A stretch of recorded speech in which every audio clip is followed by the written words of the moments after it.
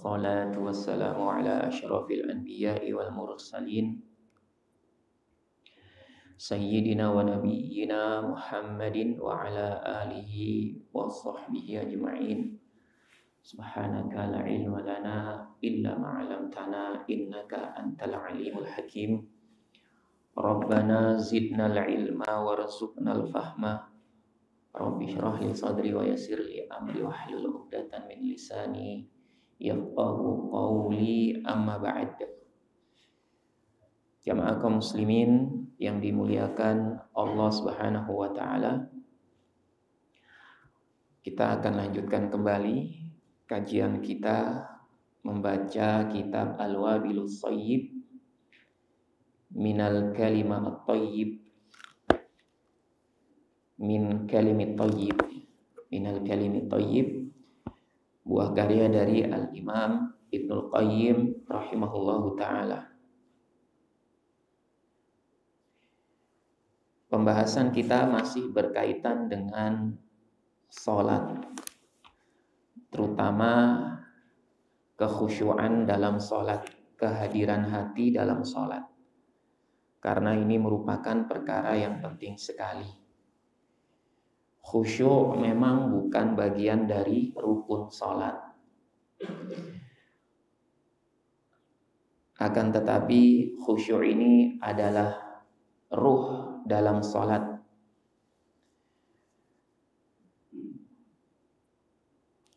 Dan khusyuk ini juga perkara yang akan menjadikan sholat seorang hamba bernilai di sisi Allah Subhanahu wa ta'ala.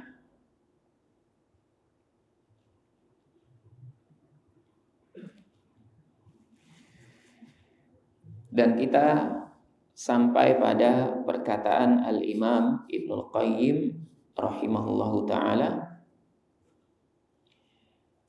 wa idza aqbala 'alal khaliqi azza wa jalla, dan jika seorang hamba menghadap kepada penciptanya azza wa jalla dalam salatnya, maksudnya wa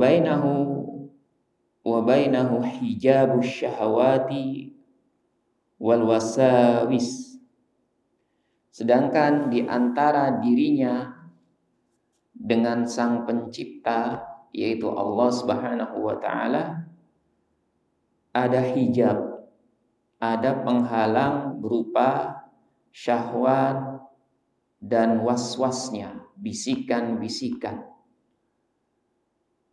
Wa nafsu masyghufatun biha, dan juga ada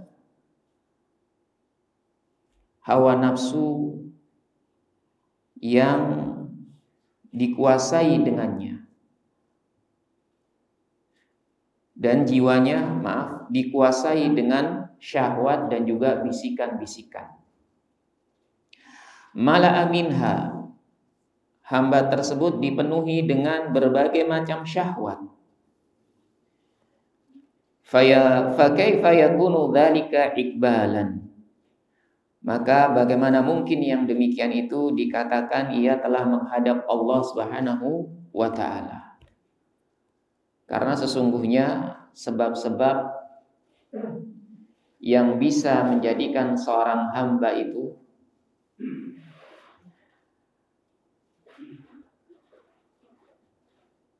mendapatkan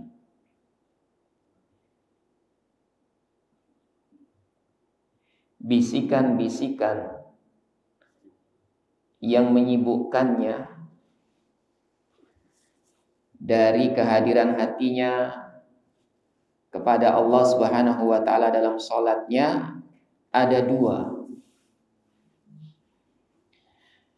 Yang pertama adalah penyebab bisikan-bisikan lahiriah.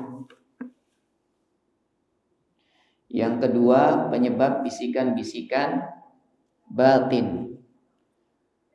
Penyebab bisikan lahiriah ini seperti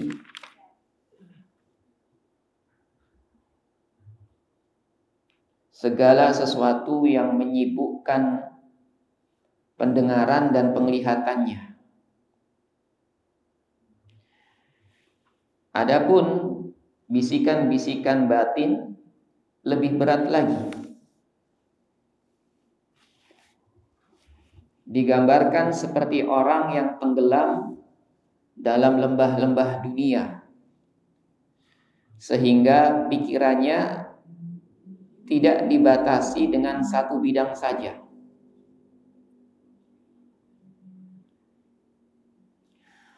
Dan inilah yang dimaksud oleh Al-Imam Ibnul Qayyim rahimahullahu ta'ala.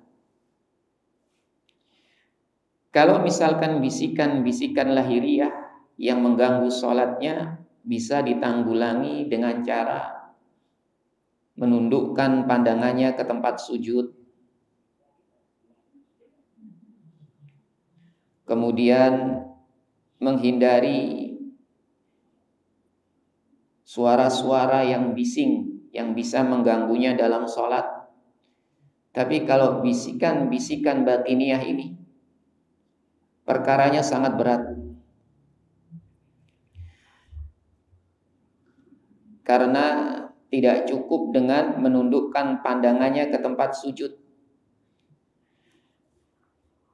Hati orang yang sudah dipenuhi dengan dunia akan selalu menyibukkan dirinya untuk memikirkan berbagai macam perkara-perkara yang akhirnya menghilangkan kekhusyuan dalam hatinya. Wa qad alhadhu alwasawisu wal afkaru, dan sungguh orang ini telah dikacaukan dengan was-was dan juga pikiran-pikiran. Wa dhahabat bihi kulla madhhabin, sehingga was-was dan pikirannya menjadikan dia pergi kemana saja, tidak bisa fokus dan konsentrasi dalam sholatnya.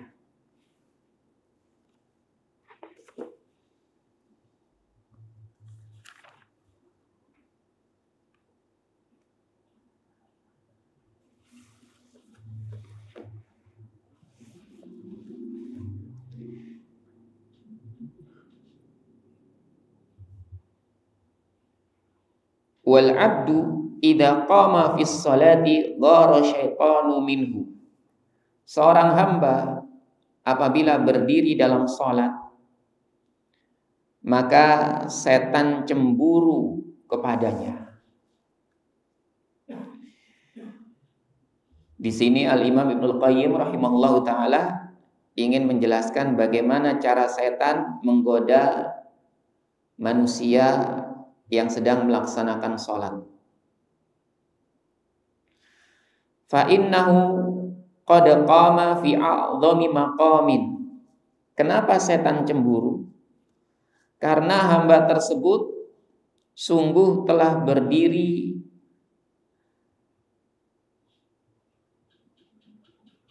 pada tempat, pada kedudukan yang paling agung, yaitu ketika dia melaksanakan sholat.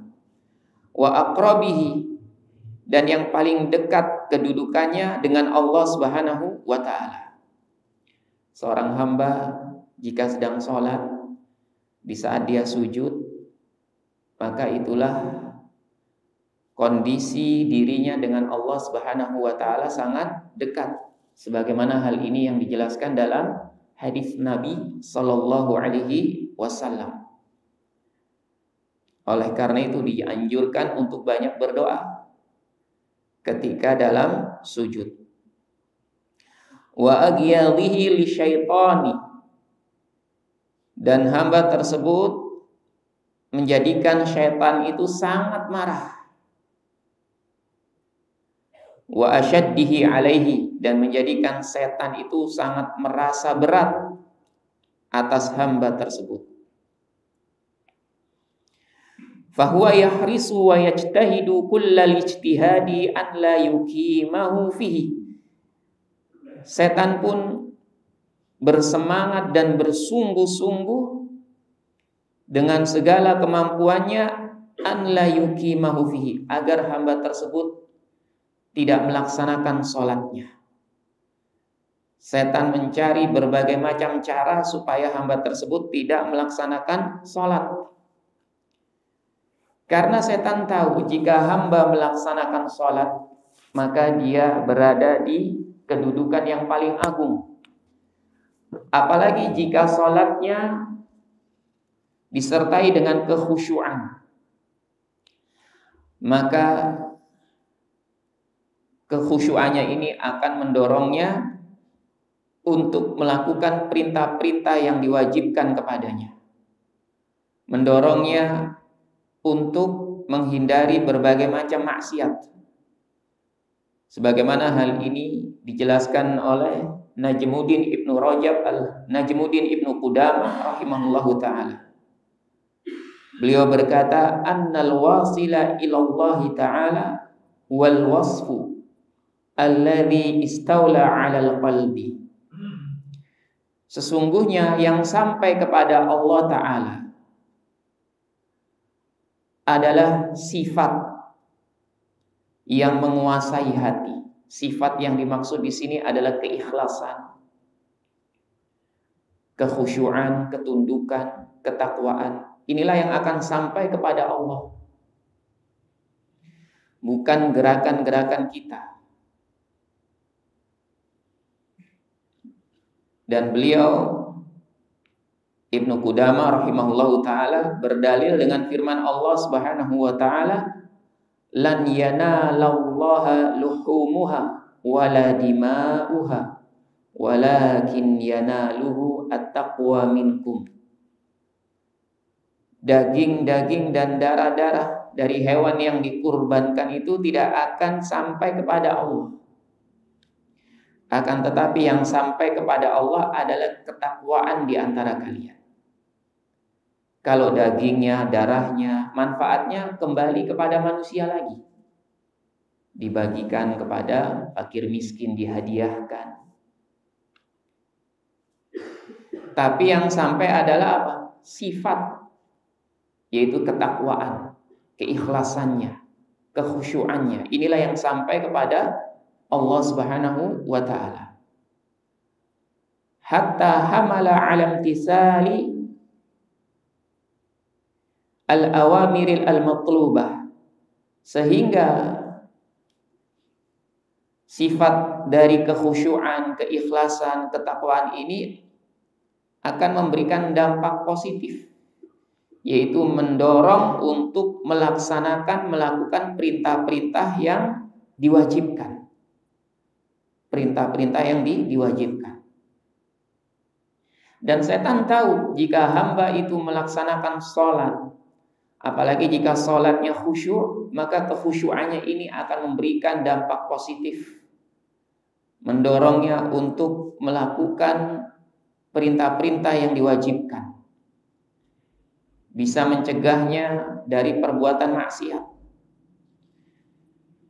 Bukan hanya sekedar sholat, hanya ucapan-ucapan, tapi tidak memahami makna-maknanya. Tidak memahami maknanya, bagaikan bentuk tanpa memiliki arti.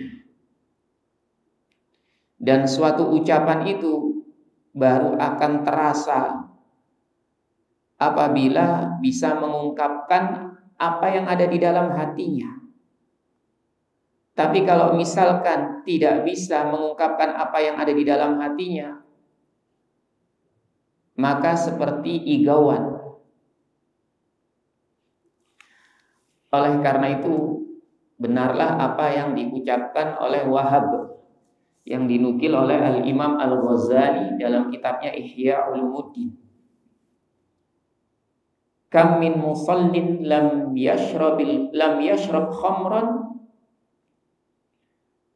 fahuwa la ya'lamu ma yaqulu fi salatihi. Betapa banyak orang yang sholat padahal tidak sedang minum khamr, tidak sedang mabuk, akan tetapi ia tidak tahu apa yang diucapkan dalam sholatnya. Ya. Sementara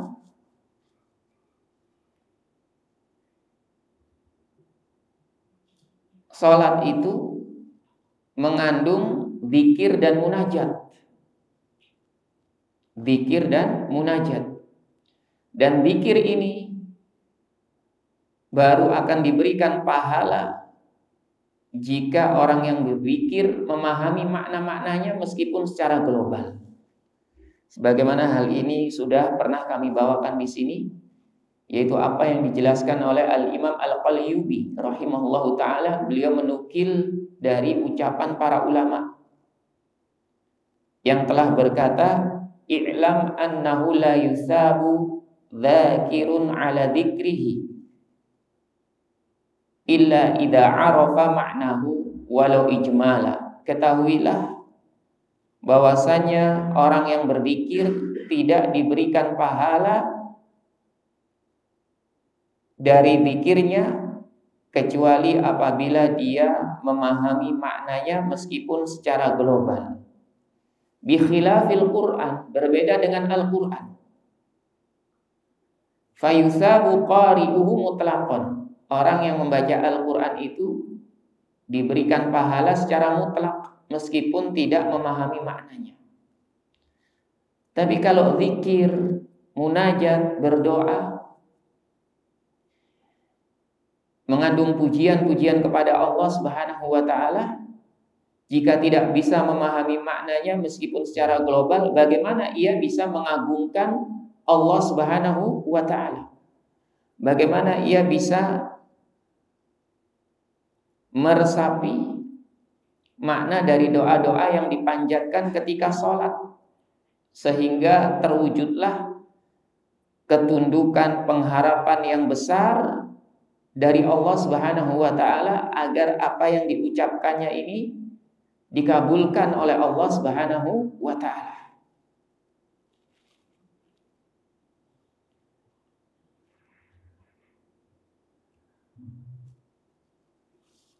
Oleh karena itulah beliau Najmuddin Ibnu Qudamah rahimahullahu ta'ala memberikan beberapa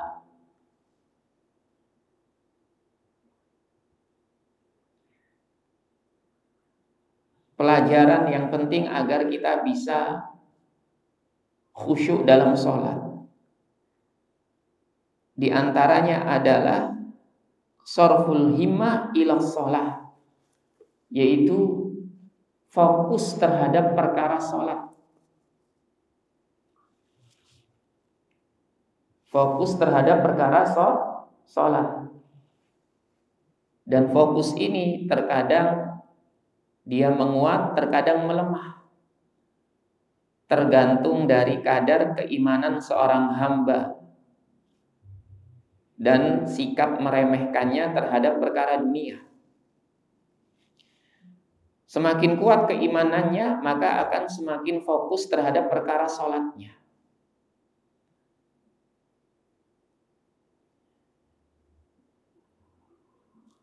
Sehingga ia akan senantiasa berusaha bagaimana cara sholatnya ini agar khusyuk kepada Allah Subhanahu wa ta'ala.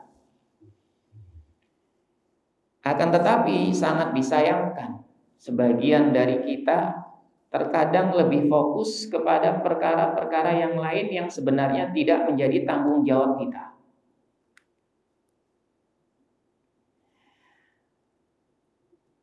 Daripada fokus untuk meningkatkan kualitas ibadah kita kepada Allah Subhanahu wa ta'ala.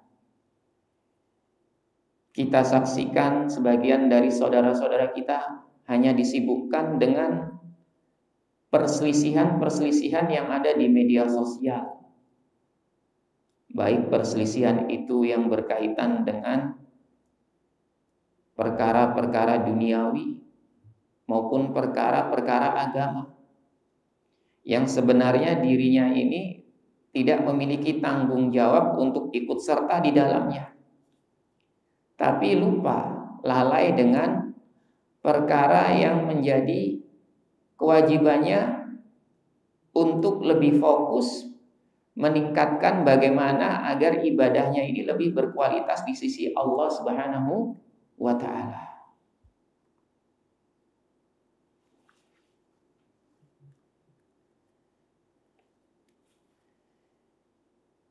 Setelah itu Al-Imam Ibnul Qayyim rahimahullahu ta'ala berkata, bal la yazalu bihi ya'idu. Bahkan setan ini akan terus menerus, tidak ada bosannya untuk menakut-nakuti hamba tersebut. Wa yumannihi, dan juga memberikan bayangan-bayangan, pikiran-pikiran, harapan-harapan palsu.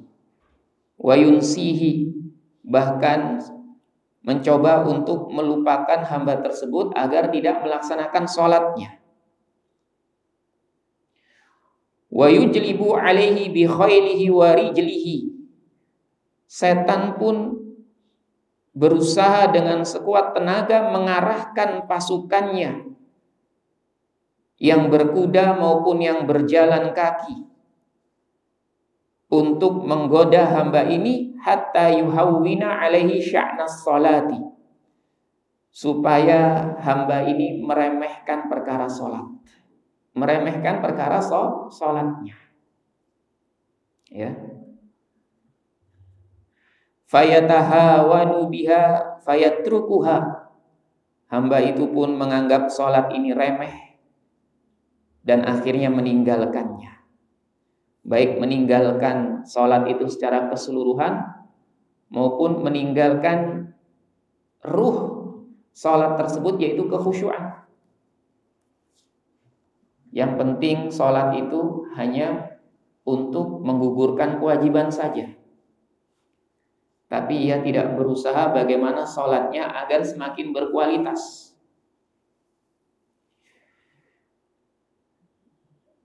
Meskipun khusyuk ini tidak dikategorikan sebagai rukun dalam sholat, sehingga jika hamba itu sudah melaksanakan rukun-rukun sholat, kewajibannya, maka sholatnya sah. Sholatnya sah. Tapi pahala, kemudian keutamaan-keutamaan orang yang melaksanakan sholat ini bisa didapatkan jika hamba tersebut menghadirkan hatinya dalam sholat, khusyuk dalam sholatnya. Sehingga salah satu dari keutamaan sholat, bahwa sholat itu tanha anil fahsya'i wal munkar, akan tercapai. Tercapai. Kapan itu? Ketika hamba tersebut melaksanakan sholatnya dengan benar-benar khusyuk, selain dia melakukan rukun-rukunnya. Disinilah terjawab kalau ada orang yang sholat tapi ternyata kelakuannya misalkan tidak mencerminkan sholatnya, maka jangan disalahkan sholatnya. Salahkan bagaimana hamba tersebut dalam melaksanakan sholatnya. Apakah sudah melaksanakan rukun-rukunnya dengan baik, ataukah sudah menghadirkan kekhusyuan dalam sholatnya. Karena khusyuk inilah yang nanti akan memberikan pengaruh dalam kehidupan seorang hamba, mendorongnya untuk melakukan perintah-perintah Allah yang diwajibkan dan mencegahnya dari maksiat, yaitu kekhusyuannya dalam sholatnya. Kalau hanya sekedar sholat, maka ya semua orang bisa melakukannya. Anak-anak kecil pun pintar dalam melakukannya. Tapi khusyuk ini tidak semua orang bisa untuk menghadirkannya dalam sholatnya. Dan di antara yang membantu seorang hamba untuk khusyuk adalah memahami makna-makna dari zikirnya. Makna-makna dari zikirnya. Bahkan di antara ulama ada yang menjelaskan orang yang sholat itu harus tetap fokus dengan makna dari bacaan zikir dan munajatnya kepada Allah Subhanahu wa taala. Harus tetap fokus.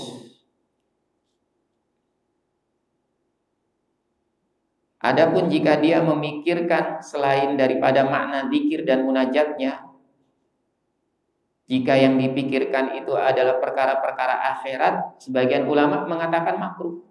Dia memikirkan perkara akhirat misalkan, memikirkan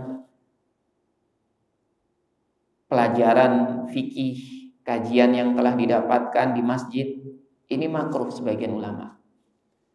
Tapi sebagiannya lagi seperti Al-Imam Ibnu Rif'ah rahimahullahu ta'ala mengatakan boleh memikirkan perkara akhirat dalam sholat, berdalil dengan kisahnya Umar bin Khattab radhiyallahu anhu yang memikirkan strategi perang melawan musuh dalam sholatnya. Ini kan ada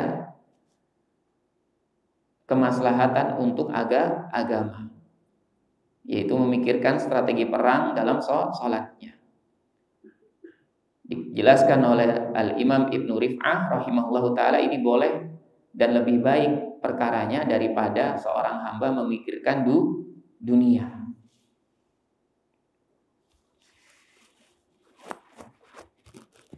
Fa in 'ajaza 'an dzalika minhu, jika setan tidak berhasil dari godaannya tersebut kepada hamba itu, yaitu tidak berhasil menakut-nakutinya, kemudian memberikan angan-angan kosong, melupakan agar dia tidak sholat, ya, wa asahul abdu, dan hamba tersebut berhasil mengalahkan setan tersebut, wa qama fi dzalikal maqam, kemudian hamba itu pun berdiri pada kedudukan yang mulia tersebut, yaitu salat, aqbala aduwullahi ta'ala, maka musuh Allah ini yaitu setan, dia tidak menyerah.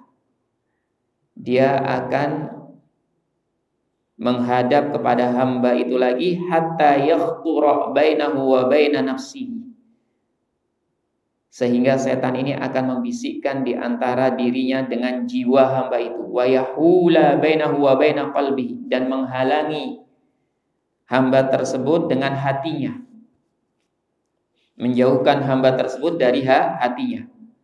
Fayudzakiruhu fis shalah, jadi dibiarkan hamba itu untuk salat.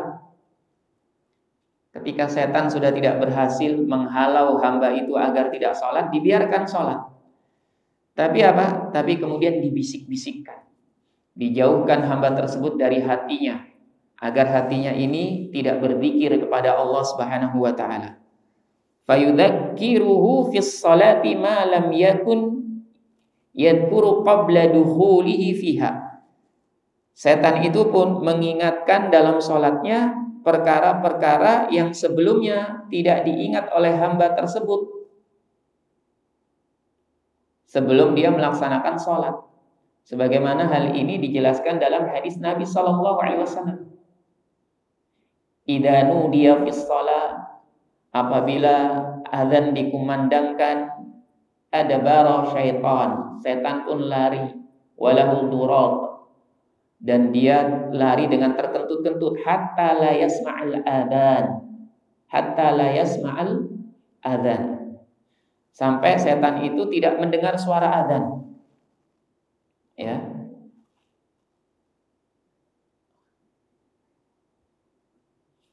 Wa idza qudiyal adzan, ketika adzan sudah selesai dia balik lagi. Ketika qomat dikumandangkan dia lari lagi. Ketika sudah selesai dia balik lagi. Dia balik lagi, kemudian apa? Kemudian mengingatkan hamba tersebut, ya, kada wa kada, ingatlah ini dan ini, yang sebelumnya padahal tidak ingat. Sebelumnya nggak ingat, tapi pas sholat jadi ingat. Mau berangkat ke masjid, nyari kunci motor, mana dia? Nggak ketemu. Akhirnya naik sepeda, jalan kaki. Ketika sholat ya, takbiratul ihram, kemudian membaca iftitah, ya, atau imamnya membaca Al-Fatihah, baru ingat, oh ya, tadi kayaknya di sini itu saya simpen, ya, baru ingat, ya. Kemudian yang sebelumnya nggak diingat, ya, sebelumnya nggak diingat, ketika sholat ingat, oh iya bulan ini harus bayar ini, baru ingat, ya, bulan ini harus bayar ini nih. Mana masih nunggak 2 bulan lagi, lupa saya, ya. Baru ingat ketika sholat. Ya memang ini pekerjaan setan. Karena setan tahu ketika hamba itu sholat dan dia bisa sholat dengan baik, melaksanakan rukun-rukunnya dengan khusyuk, maka itu merupakan kekuatan bagi hamba tersebut. Untuk apa? Untuk melaksanakan perintah-perintah yang diwajibkan. Bisa menjadi tameng hamba tersebut dari perbuatan keji dan mungkar. Makanya kekhusyuan ini berusaha untuk dihilangkan agar sholatnya ini tidak membawa arti, tidak bermakna, tidak membawa dampak positif.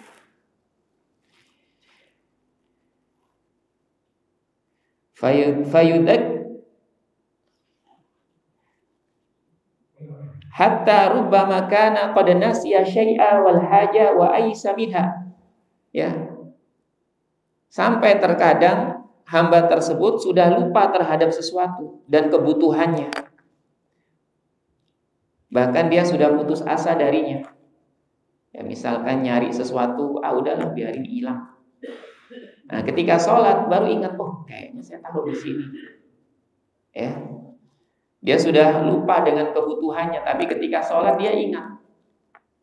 Dia baru ingat, oh iya, saya belum beliin anak saya ini nih, ya. Oh iya, anak saya di pondok nih, belum saya belikan ini. Udah 2 pekan yang lalu saya lupa, belum ngirim misalkan, ya. Fayudzakiruhu iyyaha fis shalah liyushghila qalbahu biha. Setan berusaha untuk mengingatkan perkara-perkara tersebut dalam sholatnya supaya menyibukkan, ya, supaya menyibukkan qalbahu, hatinya, dengan perkara-perkara tersebut yang sebelumnya dilupakan. Wa ya'khudahu 'anillahi 'azza wa jalla, dan setan itu berusaha untuk menjauhkannya dari Allah 'azza wa jalla. Fayaqumu fiha bila qalbin, sehingga hamba tersebut salat, ya, dalam keadaan tanpa hatinya hadir kepada Allah Subhanahu wa taala. Ya. Oleh karena itulah jamaah, di sini pentingnya seorang hamba untuk fokus dalam sholatnya. Alhamdulillah kita sudah belajar bagaimana tata cara sholat yang benar. Tinggal kita gali bagaimana supaya bisa semakin khusyuk dalam sholat, agar sholat kita menjadi berarti, bukan hanya sekedar bentuk tanpa ada arti, tanpa ada maknanya. Fala yanalu min iqbalillahi ta'ala wa karamatihi wa qurbihi ma yanaluhul muqbilu ala rabbihi azza wa jalla al-hadiru biqalbihi fi salatihi. Sehingga, ya, ketika setan sudah berhasil memalingkan hamba ini untuk khusyuk dalam sholatnya, hamba tersebut tidak memperoleh, tidak mencapai apa yang dikatakan dari menghadap kepada Allah. Iqbal, menghadap kepada Allah itu ya harus dibarengi dengan kehadiran hati, dengan kekhusyuan, fokus. Sebagaimana sebelumnya dicontohkan seperti orang yang menghadap kepada pemimpin atau orang yang sangat dihormati. Kalau misalkan orang ini tidak fokus, tidak perhatian dengan apa yang ada di depannya, apa yang diucapkan oleh pemimpinnya, pasti pemimpinnya ini akan marah. Orang ini tidak dikatakan sebagai orang yang menghadap dengan baik. Apalagi jika kita menghadap kepada Sang Pencipta, Allah Subhanahu wa taala.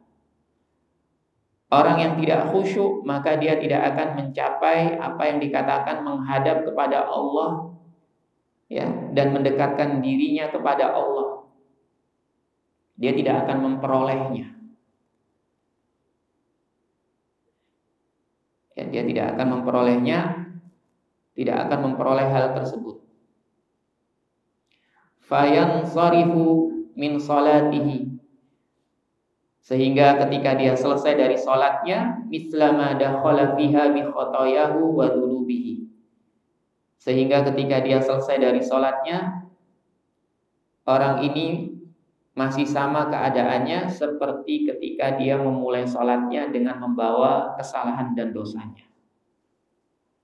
Maksudnya apa? Maksudnya sholatnya ini tidak berhasil meringankan dosa-dosanya, menghapus dosa-dosanya.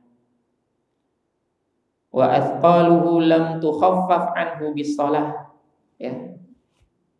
Dosa-dosanya itu belum diringankan dengan salatnya. Fa innas salata innama tukaffiru sayyiati man adda haqqaha. Karena sesungguhnya salat itu hanya bisa menghapuskan kesalahan-kesalahan orang, dosa-dosa orang yang melaksanakan hak salat tersebut. Wa akmala khusyu'aha, dan sempurna kekhusyuannya. Ya, wa waqafa baina yadayillahi ta'ala biqalbihi, dan orang yang berdiri di hadapan Allah Ta'ala dengan hatinya. Berarti di sini Al-Imam Ibnul Qayyim rahimahullahu ta'ala menjelaskan keutamaan sholat itu bisa apa? Bisa menghapuskan dosa, ya, dan juga bisa mencegah dari perbuatan keji dan mungkar, bisa memberikan pertolongan jika sholat tersebut dilakukan dengan kekhusyuan. Nah, disinilah pentingnya khusyuk, bahwa yang sampai kepada Allah Ta'ala itu khusyuk kita, keikhlasan kita, ketundukan kita, bukan hanya sekedar, ya, gerakan-gerakan yang kita lakukan ini.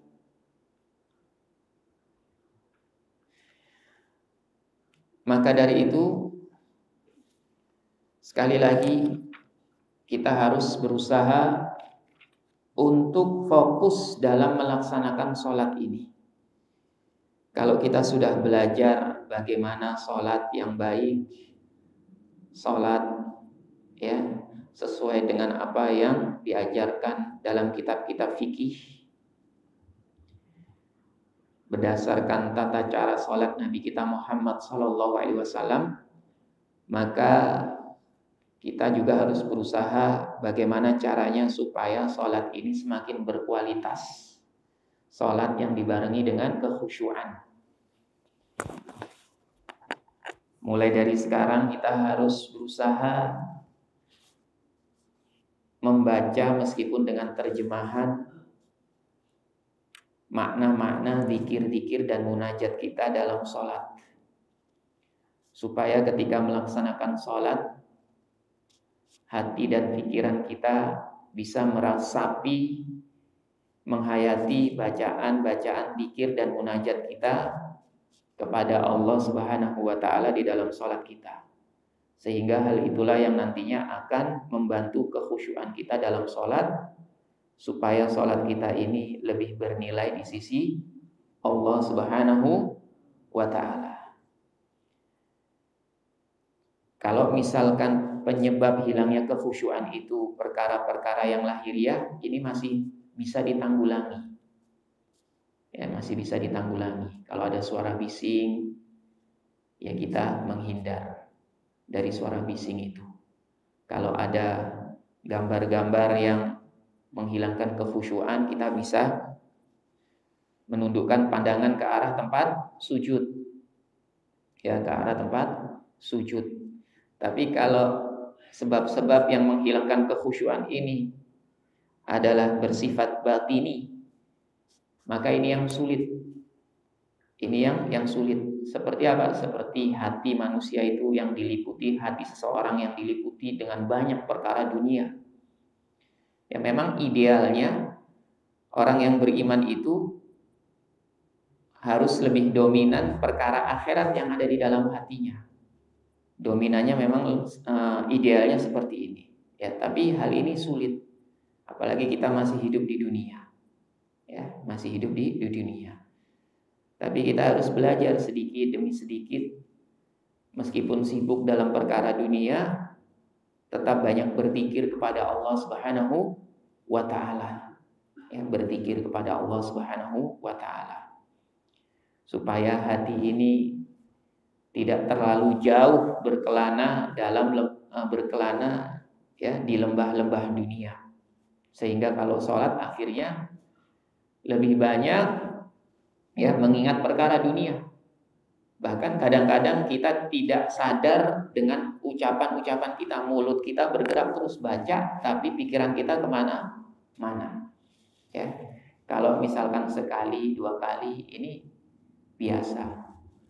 Tapi kalau terus-menerus seperti ini, maka berarti ada yang tidak beres dengan hati kita. Ya. Dan para ulama menjelaskan, hendaknya orang itu menghadirkan kekhusyuan, ya minimalnya itu di awal-awal ketika dia melaksanakan sholat. Ya, di awal-awal. Ya. Karena goflah, lalai, tidak khusyuk dalam sholat yang datang tiba-tiba, ini perkara yang manusiawi dan ini dimaafkan oleh Allah Subhanahu wa taala. Ya, dimaafkan oleh Allah Subhanahu wa taala. Tapi kalau dari awal takbiratul ihram sudah hilang kekhusyuannya, hanya memikirkan perkara dunia saja. Nah, ini yang jadi masalah. Ya. Ini yang jadi masalah. Wallahu ta'ala a'lam. Mungkin kita cukupkan sampai di sini karena sudah masuk waktu syuruk ya. Tapi tunggu sekitar 16 menit lagi. Ya, karena kalau baru terbit matahari kan dilarang ya. Para ulama sepakat waktu yang dilarang itu terbenam matahari, terbitnya matahari, dan setelah sholat subuh 3 waktu ini sepakat. Nanti tunggu sekitar 16 menit, yaitu tunggu sampai 4 derajat. Matahari itu naik 4 derajat. 1 derajatnya itu ada yang menyatakan 4 menit. Baru kemudian bisa sholat syuruk atau sholat duha di awali waktu. Yaitu sholat duha di awal waktunya. Wabillahi taufik wal hidayah. Mungkin ini saja yang bisa kami sampaikan. Semoga apa yang kita kaji membawa manfaat bagi kita semua. Ya. Dan duduknya kita di majelis ini insyaallah membawa keberkahan dan rahmat Allah Subhanahu wa taala. Ya, dan juga menjadi timbangan kebaikan kita di akhirat nanti. Ya, meskipun kita ngajinya kadang sambil ngantuk-ngantuk ya. Ya.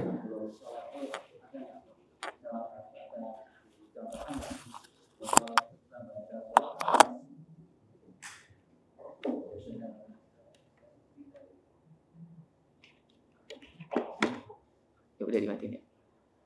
Baca surat Anas. Wallahu ta'ala alam. Saya belum pernah membaca keterangan baik dari hadis